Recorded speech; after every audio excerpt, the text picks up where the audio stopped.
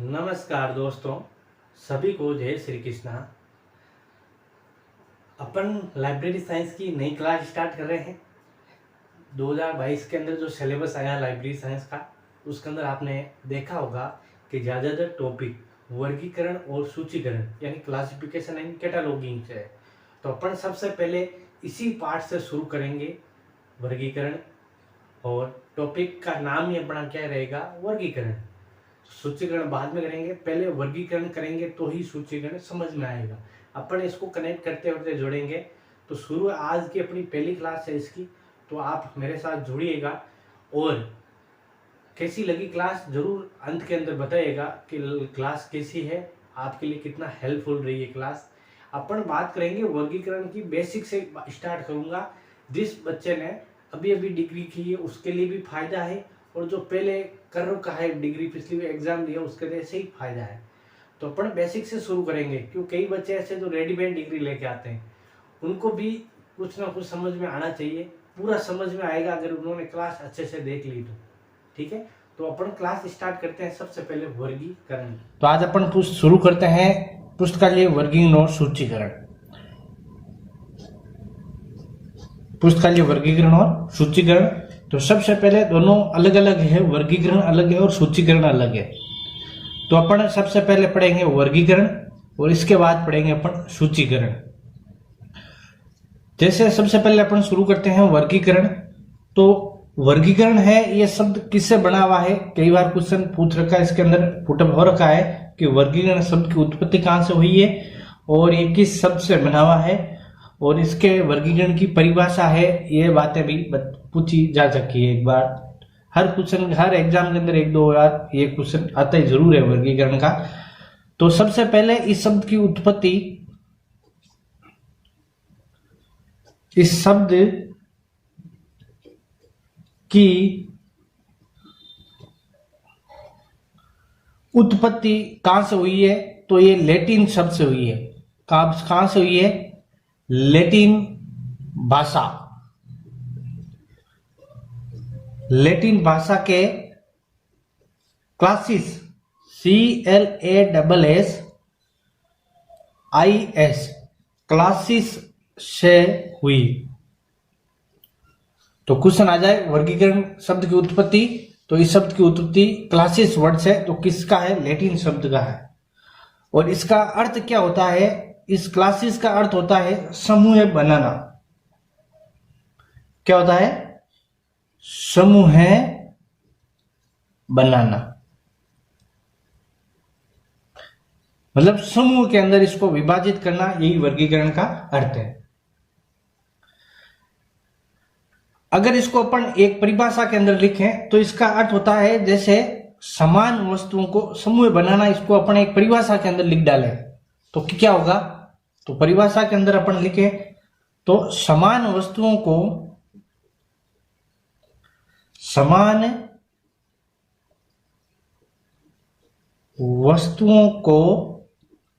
एक साथ रखना, एक साथ रखना। समान वस्तु है उनको तो एक साथ रखना, और असमान वस्तु है उनको एक साथ रखना, और उसमें से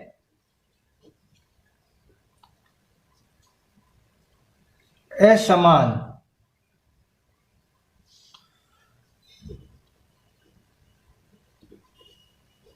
वस्तुओं को अलग रखना या करना कह सकते हैं अपन।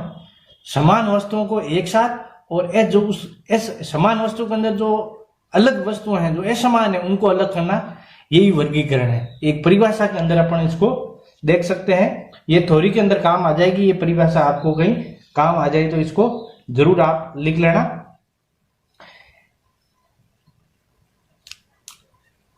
फिर आता है वर्गीकरण के अनुसार, रंगानाथन के अनुसार वर्गीकरण क्या है, रंगानाथन के अनुसार वर्गीकरण क्या है।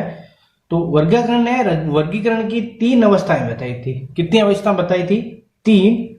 तो अपन लिखेंगे रंगानाथन के अनुसार।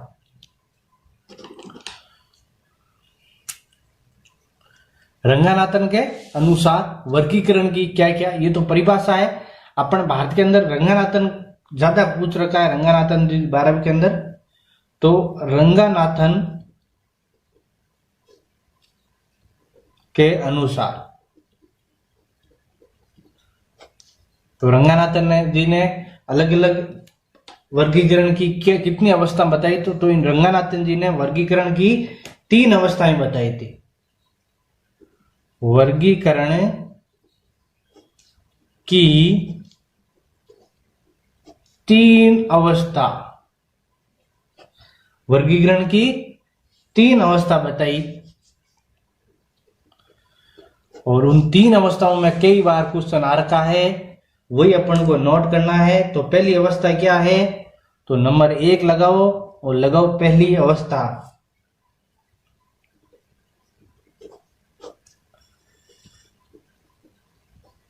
पहली अवस्था रंगानाथन 3 अवस्था बताई, इसके अंदर पूरा वर्गीकरण दे दिया इन्होंने। कैसे किया, तो पहली अवस्था के अंदर क्या, समान वर्गों को एक साथ रखना, उसमें से असमान वर्गों को अलग करना। जो परिभाषा ही थी वही यही सूट करती है।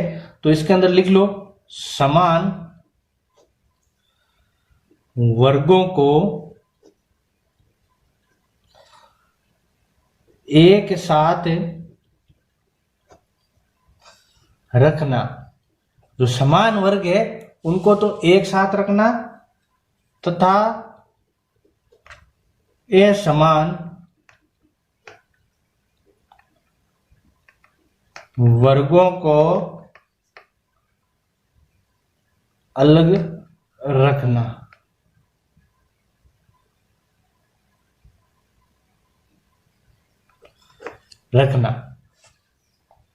पहली अवस्था क्या बताई, समान वर्गों को एक साथ और असमान वर्गों को एक साथ। अब इसके बारे के अंदर एक वर्ड अपन यूज करते हैं, मोस्ट इंपोर्टेंट है, इसको अपन कह सकते हैं समूह अवस्था। समूह अवस्था भी कह सकते हैं इसको, या इसको और के अंदर अपन आगे 3 स्तर पढ़ेंगे। उस स्तर के अंदर अपन इसको नाम दे सकते हैं, वैचारिक स्तर नाम दे सकते हैं, इसके अंदर कोई गलती नहीं है। ये अपन देते हैं ताकि समझ में आ जाए। अपन 3 स्तर पढ़ेंगे, उससे पहले मैं आपको स्तर बता दूंगा हर के अंदर, वैचारिक, शाब्दिक और अंकन। इसको अपन वैचारिक स्तर मतलब दिमाग के अंदर विचार आ जाए कि जो समान वस्तु है उनको अलग करना हो और असमान वस्तु है उनको अलग करना हो, ये विचार आ जाए तो ये वर्गीकरण की पहली अवस्था हो जाएगी रंगानाथन के अनुसार। रंगानाथन जी ने ये परिभाषा ही दी है।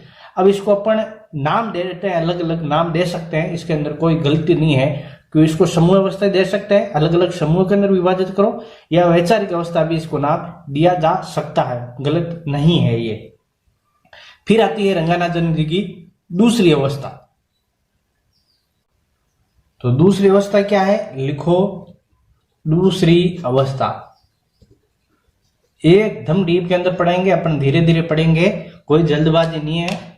महीने का 15-20 दिन के अंदर हो एक सेकेंड यूनिट तो भी टेंशन लेने की जरूरत नहीं है, लेकिन कहीं से आपको मटेरियल या कहीं से आपको कोर्स परचेज करने की जरूरत नहीं पड़ेगी, मैं इतना शानदार पढ़ा दूंगा आपको।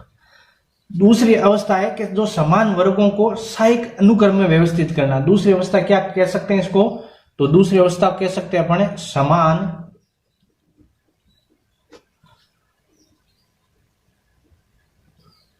वर्गों को सहायक अनुक्रम, बस इंपॉर्टेंट वर्ड यही है, सहायक अनुक्रम में व्यवस्थित करना। सहायक अनुक्रम के अंदर व्यवस्थित करना। और इसके अंदर उसके अंदर अपने वैचारिक नाम दिया, इसको अपन दे सकते हैं शाब्दिक स्तर, दे सकते हैं, इसको कोई गलत नहीं है। आपको इससे मैं नाम देता हूं तो इससे आपको पता चल जाएगा वैचारिक स्तर क्या है और शाब्दिक स्तर क्या है, इसके बारे के अंदर पूरी जानकारी मिल जाएगी, क्योंकि इसको अपन बाद में अंकन के स्तर पढ़ेंगे, डीप के अंदर पढ़ेंगे।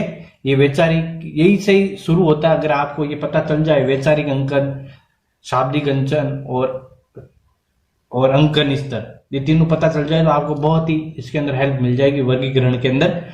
तो अपन समान वर्गों को सहायक अनुक्रम में व्यवस्थित करना, इसको कह सकते हैं अपने। तो इसके अंदर इंपॉर्टेंट वर्ड कौन सा है? साहिक अनुक्रम। तो साहिक अनुक्रम मतलब इसके अंदर समान, एक अनुक्रम, एक व्यवस्थित श्रेणी के अंदर व्यवस्थित करना, उसको कहते हैं साहिक अनुक्रम के अंदर विभाजित करना। और तीसरी आती है तीसरी अवस्था, अपन ये भी लिख लेते हैं, ये सेकंड हो गई। और तीसरी अवस्था लिखो आप, तीसरी अवस्था, तीसरी अवस्था। तीसरी अवस्था क्या है? साहिक अनुक्रम में व्यवस्थित वर्गों को अंक प्रदान करना। तो इसको अपन दे सकते हैं सहायक अनुक्रम में व्यवस्थित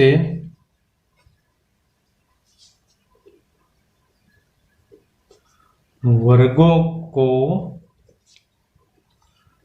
अंक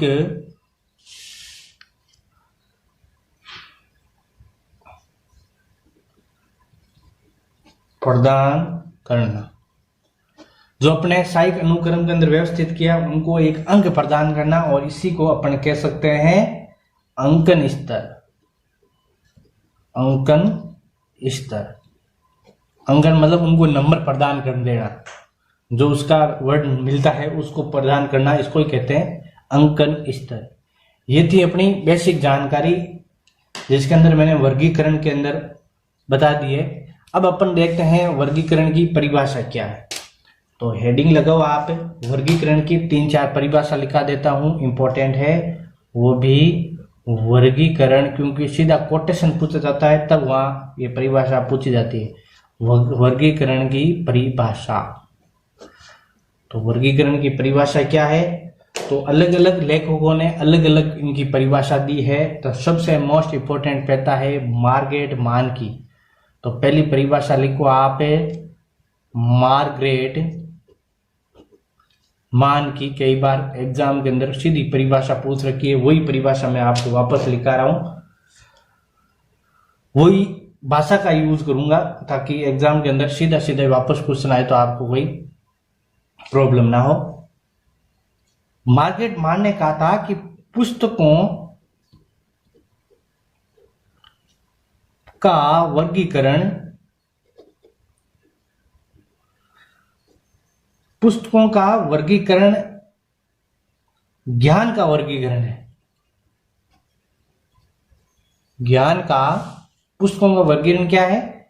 ज्ञान का वर्गीकरण है। बस इसी को आप अंडरलाइन कर लो। पुस्तकों का वर्गीकरण क्या है?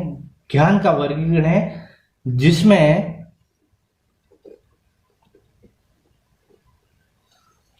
पुस्तकों के भौतिक स्वरूप के आधार पर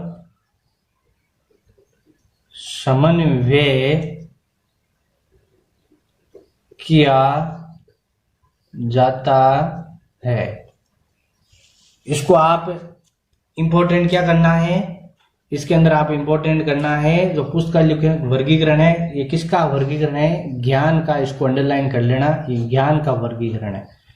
बस एक एक हर परिभाषा के अंदर जब आप याद करने का तरीका यही है, आप इसको याद करने का रखना, मतलब ये मार्ग्रेट मान तो इसका ज्ञान का वर्गीकरण है। बस एक एक वर्ड पकड़ो हर के अंदर, आराम से आपको समझ में आ जाएगी, आराम से हो जाएगा। फिर आता है हेनरी ई ब्लिप, पहली परिभाषा होगी। दूसरी परिभाषा लिखाई थी हेनरी ब्लिप ने, तो लगाओ हेनरी ई ब्लिस ने कौन सी परिभाषा बताई वो लिखना है, क्योंकि यही भी इंपॉर्टेंट है। हेनरी ब्लिप ने बताया था पुस्तकालयों का वर्गीकरण एक ऐसी वर्गीकरण प्रक्रिया है, तो लिखो एक पुस्तकालयों का वर्गीकरण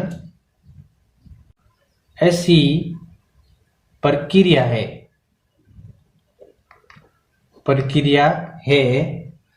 जो पुस्तकों को व्यवस्थित तथा पुनः व्यवस्थित करने हेतु अपनाई जाती है। जो पुस्तकों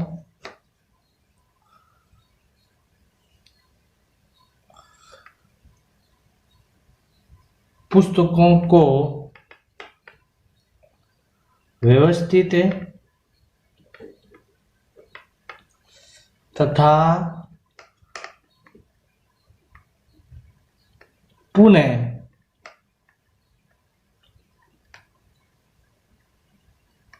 व्यवस्थित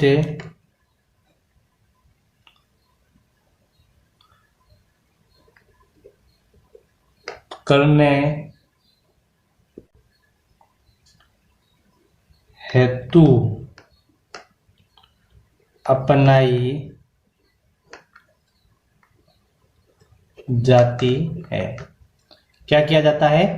एक ऐसी प्रक्रिया है जो वर्गीकरण को पुस्तकों को व्यवस्थित और पुनर्व्यवस्थित, इसको अंडरलाइन करना, व्यवस्थित और पुनर्व्यवस्थित वर्ड किसने किया था? हेनरी ई ब्लीफ ने। बस आप एक एक वर्ड पकड़ो, आराम से समझ में आ जाएगी, कोई इसके अंदर ऐसे डिफिकल्ट नहीं है। फिर और भी परिभाषा है, अपन नेक्स्ट वीडियो के अंदर पढ़ेंगे क्योंकि वीडियो लंबा हो जाएगा। तो अपन नेक्स्ट वीडियो के अंदर और इसको परिभाषा है, 2 परिभाषा पढ़ ली वर्गीकरण की, 2-4 और पढ़ेंगे। ऐसे धीरे करके अपन पूरा ये वर्गीकरण सूचीकरण हो जाएगा। तो आपको ये क्लास कैसी लगी कमेंट्स के अंदर जरूर बताना, और ज़्यादा से ज़्यादा इस वीडियो को शेयर करना, चैनल को प्लीज़ सब्सक्राइब करना ना भूलना, ताकि मुझे और ही अच्छे वीडियो आपसे देने के लिए उत्साहित हो। तो अपन मिलेंगे अब नेक्स्ट क्लास के अंदर, तब तक के लिए आप सभी को जय श्री कृष्ण।